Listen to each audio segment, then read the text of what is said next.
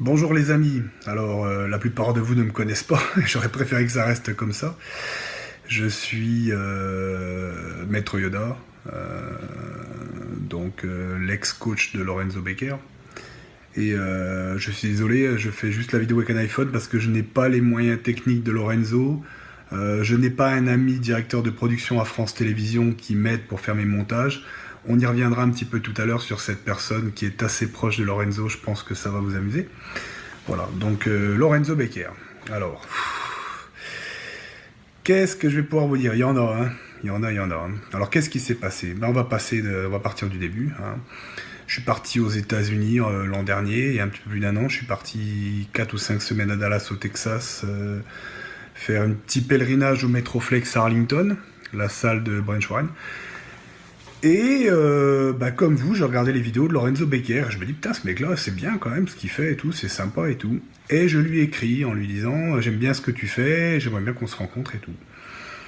Donc le gars me répond et tout, donc moi je me dis, formidable. Et puis honnêtement, je me suis dit à cette époque-là, il peut t'apporter beaucoup dans ton coaching et dans ton marketing et dans ta publicité. Il faut dire les choses comme elles sont. Mais je trouvais que c'était assez sympa ce qu'il faisait. Et puis je trouvais qu'il avait un physique quand même assez exceptionnel. Et bon, j'avais vu ces histoires avec la police et tout, machin, mais enfin, des embrouilles, tout le monde en a, des bagarres avec les copines, tout le monde en a, ça peut plus ou moins mal se terminer. Ça, c'est le lot de tout le monde, hein, voilà. Donc Lorenzo me répond, et puis peu de temps après que je sois rentré des USA, il vient chez moi, et en fait, c'est là où j'ai vu que j'aurais dû arrêter assez rapidement, parce que j'ai vu beaucoup de choses, des discours incohérents, un manque de respect aussi, parce que quand vous demandez à la personne de ne pas fumer chez vous, je parle fumer du cannabis, hein, bien sûr, hein, pas fumer une cigarette, hein, parce que vous savez que c'est un grand consommateur, on reviendra aussi un petit peu tout à l'heure là-dessus. Donc quand vous demandez à une personne de ne pas fumer chez vous, et que bon, le premier soir elle le fait, et que quelques temps après vous la trouvez en train de fumer à la fenêtre alors que vous lui avez dit de ne pas fumer chez vous, moi je ne sais pas, mais si je viens chez l'un ou l'autre de chez vous et que je rentre sans enlever mes godasses et que je dis je t'emmerde, à mon avis ça va pas bien se passer, hein. Quand je vais chez les gens, je m'assois, je dis merci, je prends un petit café et puis je me tais, je dis bonjour madame, hein. Donc déjà là ça commençait un petit peu mal. Donc j'aurais dû avoir la puce à l'oreille pour pas mal de choses comme ça, parce qu'en plus c'est pas du tout ma culture, hein. J'ai 47 ans, donc voilà, hein. Je ne dis pas que j'ai jamais tiré sur un joint. D'ailleurs, une fois avec Lorenzo, j'ai tiré deux lattes sur son joint et le lendemain, j'ai eu beaucoup de mal à me réveiller, je l'avoue, hein. Bon, moi, c'est plutôt l'âge de la Cronenbourg et voilà un petit peu ça. Et donc voilà, puis après il repart et tout. Et bon, il vient me voir en fait parce qu'il avait été chez Patrick Ostolani, et où il avait fait un grand buzz comme quoi il allait être coaché par Patrick Ostolani et tout, et puis il commence à me montrer ceci, cela, ses plans de ceci, ses plans de cela. Puis moi je dis écoute Lorenzo, Patrick est ton coach, je vais pas commencer à dire ceci, cela, parce que j'ai pas la même vision que lui, certainement, et si je te dis ça, ça va te mettre l'embrouille, et moi c'est un manque de respect envers Ostolani, j'ai pas à faire ça, je le connais pas, mais bon, j'ai pas à faire ça. Et puis voilà, mais bon, on discute un peu et tout. Puis après, comme Monsieur Becker est quelqu'un qui est archi prenant, tout le temps en train de vous appeler, et puis à des heures pas possibles, parce que comme il dort pas la nuit, passe ses nuits à jouer à la PlayStation et à fumer des joints, c'est sûr que il dort pas. Donc vous, quand vous êtes un père de famille et que vous avez 47 piges, à 2 heures du matin, même si je travaille très tard, je dors. Donc c'est compliqué, c'est compliqué. C'est assez compliqué. Donc voilà, qu'est-ce que je voulais dire à part ça? Je m'embrouille un petit peu, il y en a tellement à dire que c'est assez compliqué. Donc voilà, il était avec Patrick Ostolani. Et puis après, bon Patrick lui, soi-disant, lui répondait pas assez et tout. Enfin, moi à mon avis, voilà quoi.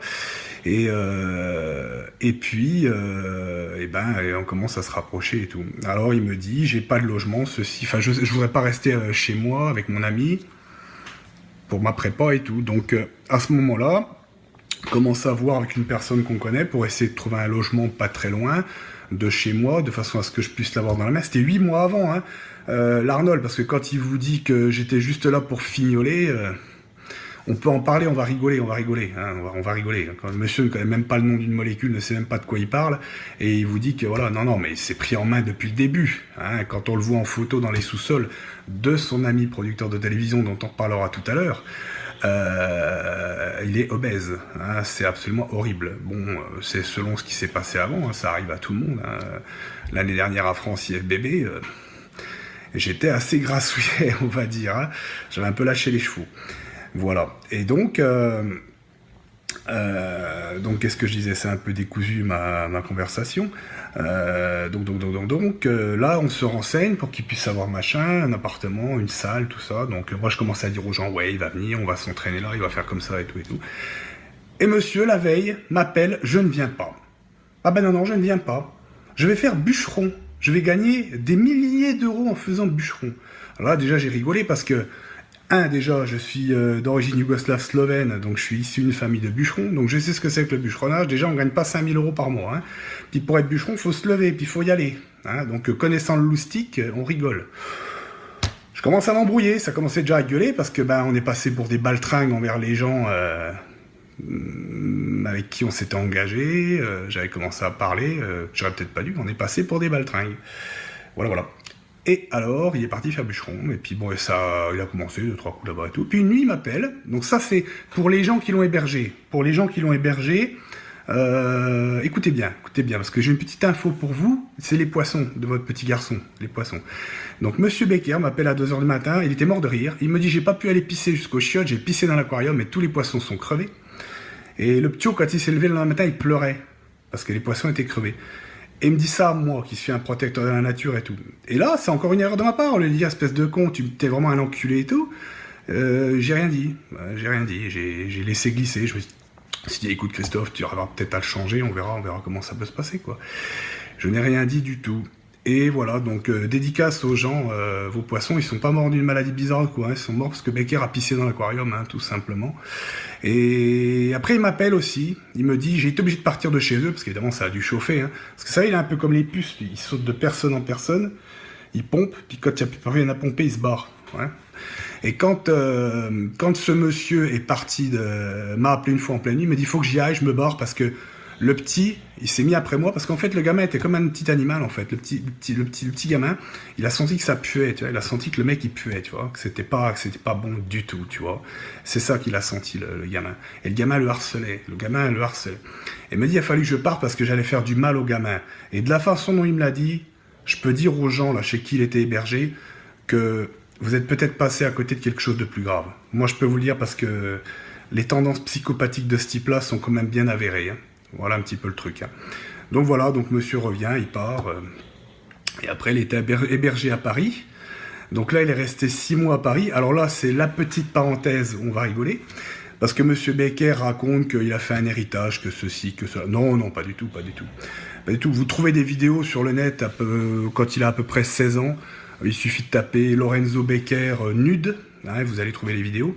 Mais il n'a pas arrêté. Hein. C'est-à-dire que depuis France, il traîne avec un monsieur qui est directeur de production à France Télévisions, qui s'appelle Monsieur Sylvain D. Je ne donnerai pas le nom, parce que comme ça, je ne serai pas poursuivi pour diffamation, bien que cette personne, tout le monde la connaît, hein, dans le milieu du bodybuilding, on sait ce qu'il fait, qui est un homosexuel notoire, après, tout le monde fait ce qu'il veut. Hein, mais Lorenzo vit chez lui, à Paris, pendant 6 mois, et ce monsieur lui paye à manger, lui paye un petit peu tout et tout. Donc, à votre avis, est-ce que c'est en échange de faire le ménage ou de passer l'aspirateur? Est-ce que vous pensez que c'est en échange de ça? Hein? Bon, compris. Surtout quand on est dans ma suite à Madrid, que j'ai loué avec mon argent, hein, bien sûr, parce que j'ai payé beaucoup de choses, on en reviendra aussi là-dessus. Quand on est dans ma suite à Madrid et que j'entends... Parce que jusqu'au bout, j'ai pas voulu y croire. Je me dis, Christophe, mais non, tu sais bien que ceci, c'est quand même... Mais non. Hein? Et quand à Madrid, ce monsieur vient nous voir... Et que j'entends la copine de Lorenzo qui lui dit je te préviens Lorenzo, vous ferez rien, tu fais rien avec, vous faites pas vos trucs quand je suis dans la chambre d'à côté. Là je me suis dit, est-ce que c'est compter les cuillères de pêche, observer la collection de timbres, je ne sais pas trop. Hein, voilà. Et puis voilà, et puis on en apprend plein comme ça, donc ce monsieur vient et tout, machin. C'est là aussi que j'apprends que Lorenzo Becker ne s'était pas douché depuis 15 jours. Monsieur ne s'était pas lavé depuis 15 jours. Donc je vais vous expliquer, mes amis. Allez faire tenir un tan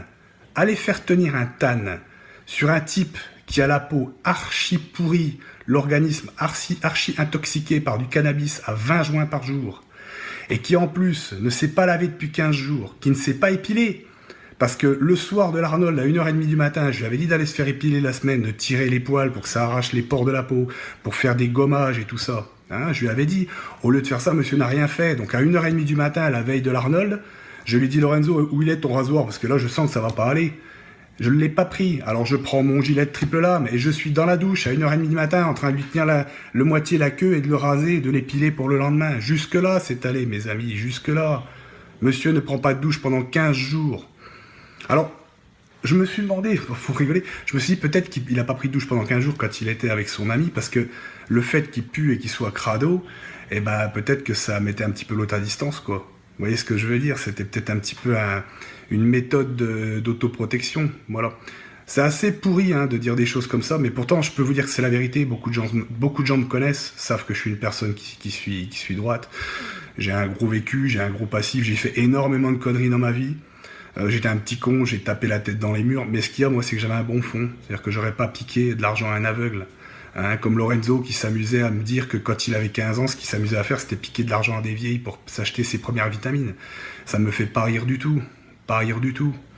Hein, Lorenzo, ça ne me fait pas rire. Quand on va chez tes parents adoptifs, tu crois pas que tu les as fait assez souffrir, tes parents adoptifs? Tu crois pas que tu les as fait assez souffrir et tu crois pas que tu continues à les faire souffrir et que tu vas chez eux, que ça fait je sais pas combien de temps que tu les as pas vus, tout ça pour faire garder les chiens parce qu'on va à Madrid et que la seule chose que tu arrives à faire c'est de rouler un pétard sur la table devant eux? Tu crois que c'est du respect ça? Tu crois que c'est du respect mon garçon? Est-ce que tu crois que c'est du respect? Hein? Voilà. Et les gens là, vous savez pourquoi on est allé à Madrid en voiture? Ce crétin là, j'avais fait faire tous les papiers, on avait vu la préfecture, sa copine avait fait tous ses papiers, parce que monsieur n'a aucune carte d'identité, pas de passeport, et vous prenez l'avion comment? Avec un permis de conduire, certainement pas. Et moi, je voulais qu'il fasse les papiers, que je paye l'avion, qu'on descende en avion, que ça dure 1 heure. Eh ben non, monsieur a voulu faire un road trip, donc on s'est tapé 9 ou 10 heures de bagnole de X6, et l'autre qui fumait joint sur joint. Comme ça, si on se fait arrêter par la Guardia Civile, on y est tous les deux. Voilà, et ça, c'est des conditions physiques pour arriver à un Arnold classique, ça. Ce type n'est pas un athlète, vous allez le comprendre, ce type n'est pas un athlète. Il ne sait pas s'entraîner. Les 15 jours où je suis allé là-bas, il n'a jamais fait les cuisses, il n'a jamais voulu faire une seule fois les abdos. À chaque fois, on partait s'entraîner, c'était 11h, minuit. Même une fois, on a fait déclencher l'alarme de la salle. Vous voyez un peu le travail, vous? Qu'est-ce que c'est que ce bordel?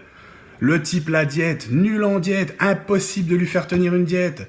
3 semaines avant l'Arnold, il m'envoie des vidéos, il est en train de dégueuler dans la baignoire, il a bouffé des crêpes au Nutella et il se fait vomir dans la baignoire, incapable de tenir une diète, incapable. Je dis Lorenzo, poulet, je trouve une carcasse de poulet rôti, le poulet rôti, avec plein d'huile dedans. Eh oui, et des manques de respect, mais que j'ai supporté un gars comme moi, mais je comprends pas comment j'ai pu accepter ça. On est le matin de l'Arnold Classique. On est le matin de l'Arnold Classique. Je suis en train de lui préparer toutes ses gamelles, 7h du matin. Je lui fais son poulet pour 10h. Je lui fais ça pour 13h parce qu'on va rouler. Je prépare tout. Vous savez, j'avais mis le tablier. C'était limite, j'avais pas laissé un petit peu le cul dépasser avec une plume, tu sais. Maître Yo-Yo, la boniche de maison. Bon, c'est tout. Monsieur est sur le canapé en train de fumer un bédo, défoncé comme d'habitude, dégueulasse et tout, voilà. Il y a une carcasse de poulet qui traîne. Sa copine lui dit une fois, Lorenzo, qu'est-ce qu'on fait de la carcasse? Répond pas. Deuxième fois, lui demande qu'est-ce qu'on fait de la carcasse? Il répond pas. Il sort de la pièce, il va pisser, je sais pas quoi. Je dis écoute, jette-moi ça, c'est dégueulasse. De toute façon, je cuisine pas avec ça, tu me jettes ça. Il revient dans la pièce. Ouais, vous commencez à me faire chier, me prenez pour un con, bande d'enculés, moi, c'est mon poulet et tout. Je suis en train de lui faire à bouffer. Moi, 47 piges. Et ce monsieur de 23 balais me parle comme ça. Je vous jure, vous savez, il y a des gens qui connaissent mon passé. J'ai pris le couteau comme ça. Je me suis dit, Christophe, ne fais pas ça, ne fais pas ça. Ne fais surtout pas ça. Serre les dents, finis ton travail, et après, on laissera tomber, tu te débrouilleras, voilà, t'as voulu t'y mettre, et ben tu vas au bout, mon pote, maintenant. Tu tiens ta parole, tu vas au bout. Voilà un petit peu le truc. Hein? Voilà. Alors, on va parler de toute la prépa, tout ce qui s'est passé, parce que M. Becker dit que j'ai gagné de l'argent.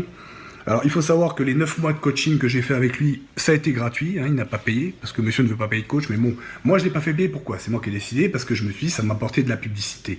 Donc, c'est aussi, je ne vais pas non plus dire le contraire. Hein. Donc, 9 mois de coaching, pas payé.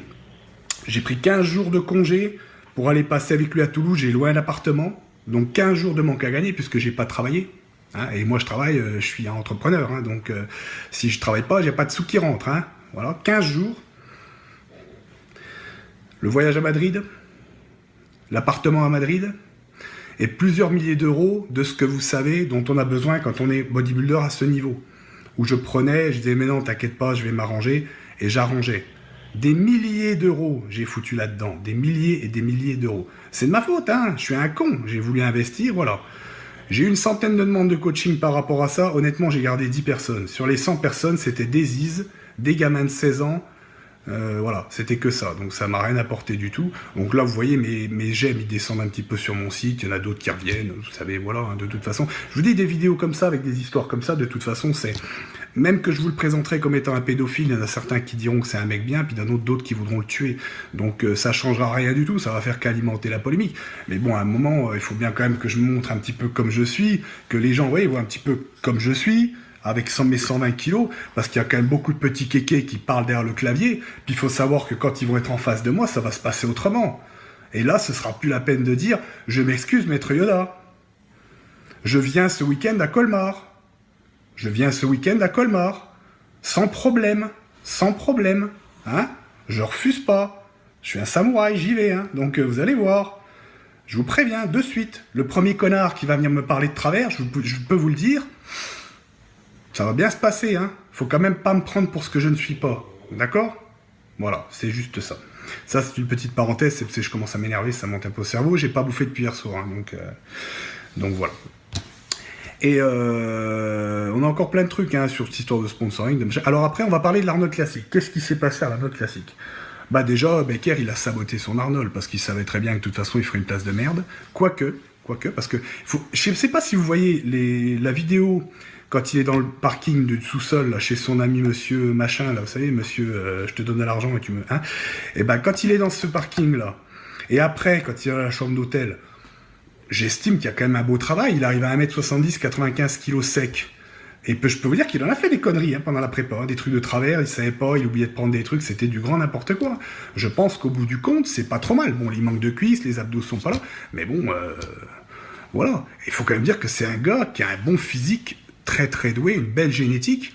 Et que s'il avait toutes ses qualités d'athlète comme un Peter Potepa que je viens d'emmener au top 5 à l'Arnold Classic, n'oubliez pas ça non plus. Que j'ai aussi un palmarès, j'ai Christophe Durand, champion de France à FCPRS, en lourd, Grand Prix 2, toute catégorie en lourd, Grand Prix 2 en lourd aussi. Après, j'ai Peter Potepa, deuxième à Colmar, Peter Potepa, champion de France IFBB, Peter Potepa, top 5 Arnold Classic.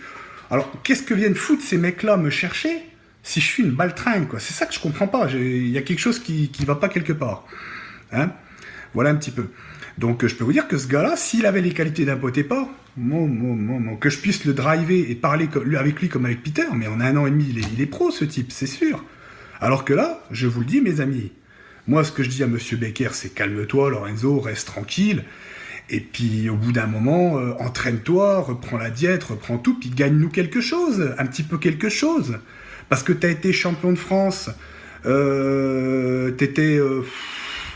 bourré au M&M's comme un mulet, et puis c'est Patrick Ostolani qui t'a sauvé, parce que juste après ta finale, t'es tombé, t'as failli crever, il a fallu déshydratation et compagnie, et puis vous étiez 4 ou 5 juniors, qu'à cette époque-là, il n'y a encore pas de groupe, voilà, mais depuis, t'as gagné quoi? T'as rien gagné du tout. Chaque fois que t'as voulu te préparer, il y a eu un clash. Je suis désolé, Lorenzo, quand il y a eu l'embrouille, que les gendarmes sont venus, que t'avais plus ou moins tabassé ta copine, et puis que ça commençait à repartir et tout, j'étais pas là. Quand tu t'es fait virer de tous les gigagyms, j'existais pas. Donc à un moment, il faut arrêter de me mettre tout sur le dos, quoi. Je veux bien être la cause de tous tes malheurs. Voilà. Hein. J'ai fait des conneries pendant sa prépa. Je reconnais que j'ai fait des conneries. Mais j'ai fait des conneries parce qu'il ne voulait rien écouter. Il était borné, il savait mieux que moi. Je réfléchis pour sa prépa pendant 2, 3 jours, 4 jours, j'essaie de mettre le truc sur papier et tout. Le mec me harcèle, il dit « Ah bah moi l'année dernière, ma prépa en 10 minutes, elle était torchée. » Ah bah oui, ça s'est terminé à coup de taser avec les policiers. C'est sûr qu'elle était torchée, sa prépa. Voilà le manque de respect. Voilà le manque de respect. Alors, mais pourquoi il vient me chercher, quoi? C'est ça que je comprends pas. Hein? Et par rapport à lui, c'est lui qui a inventé Maître Yoda, c'est grâce à lui que j'ai acheté mon BMX 5 et tout. Non mais ça va pas, mon garçon. du coaching, ça fait 20 ans que j'en ai. J'ai commencé les diètes avec monsieur Jean Texier et tout dans les années 80. T'étais même pas né, alors reste tranquille, s'il te plaît. Apprends déjà à faire une diète, que tu fais des diètes à tes élèves, que des gamins viennent se plaindre sur des forums qui font 60 kilos et tu leur fais des diètes à 6000 calories, baltringue, que t'es même pas foutu de calculer les calories pour un mec qui fait une diète, alors que c'est la base, hein. Et tu me critiques pour des trucs de chimie, que toi tu vas tuer des gens, que tu te permets de faire des choses. Non mais sans déconner, à un moment faut arrêter quoi. Hein. Un préparateur de haut niveau, c'est un préparateur de haut niveau. On sait très bien ce que c'est dans le bodybuilding. Faut arrêter de se voiler la face. Seulement, moi, je mets pas des copies de page écran avec le nom, les prénoms, les trucs des gens et tout. Mais tu crois que ça va rendre service à qui, tes conneries? On va se retrouver tous les deux au placard, c'est tout ce qui va se passer. Tu sais que pour moi, ce sera pas la première fois. Donc voilà. Enfin, moi, la première fois que j'y suis allé, c'était pas parce que j'avais touché des grands-mères, hein, ni des gamins. On est bien d'accord. On est bien d'accord. Donc voilà un petit peu le truc. Hein. Ce monsieur sabote son Arnold classique. Il est monté sur scène, il a sué. La peau dégueulasse et tout. Il s'était déjà moitié battu avec un agent de sécurité. Il bouscule tous les gens sur scène. Sur scène, quand on fait une compétition, on est droit, on regarde les gens, on reste les vastes externes sortis, on reste les dorsaux sortis. Il bousculait, il tabassait tout le monde sur le côté et tout. Il se fait jeter de la scène. Il commence à se battre avec un agent de sécurité. Il y avait des gens dans les juges, Thierry Ossonac, qu'il le connaît 2 ans ou 3 ans avant. Thierry Ossonac lui avait dit je peux te coacher. Il a dit ouais, moi j'ai pas besoin de toi. Thierry Ossonac avait dit c'est un petit con. Hein, des paroles un petit peu prémonitoires. Ces gens-là étaient dans le jury. J'ai été obligé de m'excuser avec Philippe Eschler, avec Mario Valero. J'ai encore été obligé d'aller dire je m'excuse de l'attitude parce que franchement voilà, on s'est carbonisé quoi. On s'est carbonisé sur des trucs comme ça. Mais il a saboté, il a fait exprès. C'est parce que les mecs savent qu'ils vont rien faire, ils sabotent. Voilà, ce mec-là, il a la culture de la défaite, hein, c'est tout. Hein. C'est tout. Hein. Voilà, je pense que j'ai fait un petit peu le tour. Je pense qu'il y a encore sûrement quelques conneries à dire, mais voilà. Hein. Et je vous dis, hein, moi je pense que oui, j'ai fait des erreurs, mais c'est de ma faute, parce que je me suis laissé forcer à faire des trucs. C'est-à-dire que quand je voulais pas faire quelque chose, de lui dire non, Lorenzo, je ne veux pas faire ça, c'est hors de question. Voilà. Il va vous parler certainement d'un truc à un moment que j'ai fait qu'il a chopé un abcès. Ben c'est de ma faute, parce que la longueur de ce qu'il fallait, c'était pas la bonne. Je le savais pertinemment, mais comme celui-là, il a la trouille pas possible de ces choses-là, j'ai fait. Et puis bon, ben, il n'y a pas eu de chance, ça aurait pu passer, c'est pas passé, il a fait un abcès. Mais c'est de ma faute, j'aurais dû dire non, je reconnais que c'est de ma faute. Voilà, je reconnais que depuis le début, j'ai pas été un bonhomme, que j'ai pas ouvert ma gueule, que je l'ai pas jeté assez vite, que j'ai pas mis les choses au clair, et puis que je me suis pas préservé. Et aujourd'hui, j'en paye les conséquences, et voilà. Après, moi, j'ai une famille, j'ai des gens qui m'apprécient, hein, j'ai les frères Bogaert, qui sont des amis très très proches, Ludo, Greg, j'ai Peter que j'adore, qui des fois il m'énerve, mais bon, ça c'est rien du tout. Voilà, puis j'ai énormément de jeunes, de gens que j'ai coachés, j'ai des gens sur des forums qui me connaissent, donc ça suffit. Après, ne pas être aimé par les gens qui ne m'aiment pas ou qui sont jaloux, ben, ça changera pas, hein, je vais vous dire, ça c'est le lot de tout le monde. Puis je suis une personne publique, alors moi vous savez, à chaque fois je vais au salon, on m'arrête, on me dit Maître Yoda, je peux faire une photo avec toi, je regarde toujours un peu derrière pour savoir si c'est pas quelqu'un d'autre qu'on parle, quoi. Hein. Le petit Thibaut Inchep, dont on peut penser ce qu'on veut, est venu me demander une photo au salon samedi, et je l'avais même pas reconnu. C'est pour vous dire un peu la burne que je peux être, quoi. Hein. Voilà un petit peu. Mais moi, je vous le dis, les amis, faites attention. Facebook, ce personnage de Lorenzo Becker n'est pas du tout la personne que vous croyez. C'est un faux de chez faux. Ce type n'a pas un rond. Je vais vous raconter, tiens, la dernière anecdote. Pas de machine à laver pour laver le linge. Alors, on va, sa copine, elle prend les gros sacs de linge, il pleut comme je sais pas quoi, et on part en X6 pour aller chez la mère de la copine laver le linge. Et il pleut.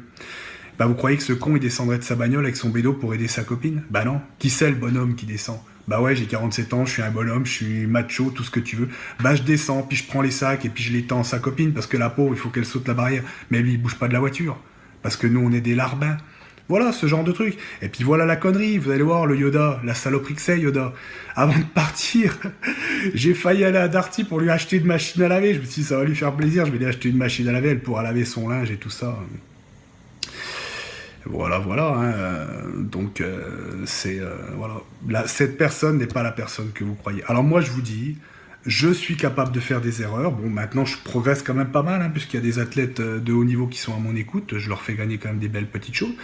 Je ferme ma gueule sur le net, je fais mon petit chemin, je ne critique jamais personne. Je vois des choses sur certains coachs, je ne veux même pas donner des noms, je les connais pas. Qu'est-ce que vous voulez que je rentre dans des... Puis même si je les connaissais, que c'était une embrouille entre eux et moi, j'irais parler avec eux. Mais Becker, j'ai pas pu parler avec eux, parce que ce qui s'est passé parce qu'il va dire que je l'ai laissé tomber comme une merde, ben c'est un peu ça. Oui, c'est vrai. Parce que le problème, c'est que sur la fin, quand il a commencé à voir que je m'occupais de Peter, qu'est-ce qui s'est passé ? Commençait à péter les plombs, à m'envoyer des SMS de menaces de mort. Je les ai, ils sont chez mon avocat. Je vais te crever, je vais te casser les jambes et tout. En SMS avec son numéro de téléphone. Alors que ce type a un sursis d'1 an sur le dos pour ce genre de choses déjà. C'est-à-dire qu'une plainte contre ça, c'est garde à vue, prison directe. Hein. Mais c'est pour ça que je comprends pas son cheminement. Quoi. Il y a quelque chose qui va pas. Mais je pense qu'il a disjoncté parce qu'il a vu que Peter avait fait une bonne place à l'Arnold. Et Peter Potepa pourra vous confirmer. Vous savez ce qu'il a fait, Lorenzo Becker ? Vous savez ce qu'il a fait? Il y a une semaine, il a recontacté Peter en essayant de parler gentiment avec lui, en lui disant « Ouais, Yoda, tu sais, j'ai rien contre lui et tout, j'aimerais bien m'expliquer, pour que je le reprenne comme coach. Pour que je le reprenne comme coach. » Vous savez pourquoi? Mais parce que personne ne veut de lui. Vous croyez qu'un Patrick Tuort, ça va vouloir d'un machin pareil, vous? Personne ne veut de lui. Personne ne veut de lui. Tout le monde peut... Tout athlète un peu doué peut être un petit peu sec, un petit peu propre à un mois de la compétition, mais le mois qui reste là, c'est plus la même chose. Hein. Un Peter Potepa, lui, il est aux États-Unis, il vous appelle, yo, j'ai pas mangé depuis 2 heures, qu'est-ce que je peux manger? Bon, Peter, tu fais 200 grammes de poisson, tu fais 200 grammes de haricots verts. Je vous jure qu'il mettra pas 202 grammes de haricots verts, ce mec-là, c'est une fusée. Mais Becker, c'est pas ça. Becker n'est pas un bodybuilder, c'est juste un avatar d'Internet. Voilà, et puis, c'est dommage que je sois obligé de mettre les choses au point comme ça. Je pense que la majorité des gens savent que je suis une honnête personne. Hein. Voilà, je lui dois rien. Moi, j'ai voulu arrêter avec lui, je lui dois rien. Mais comme il m'insultait sur la fin de semaine, qu'est-ce que vous voulez que je fasse, moi?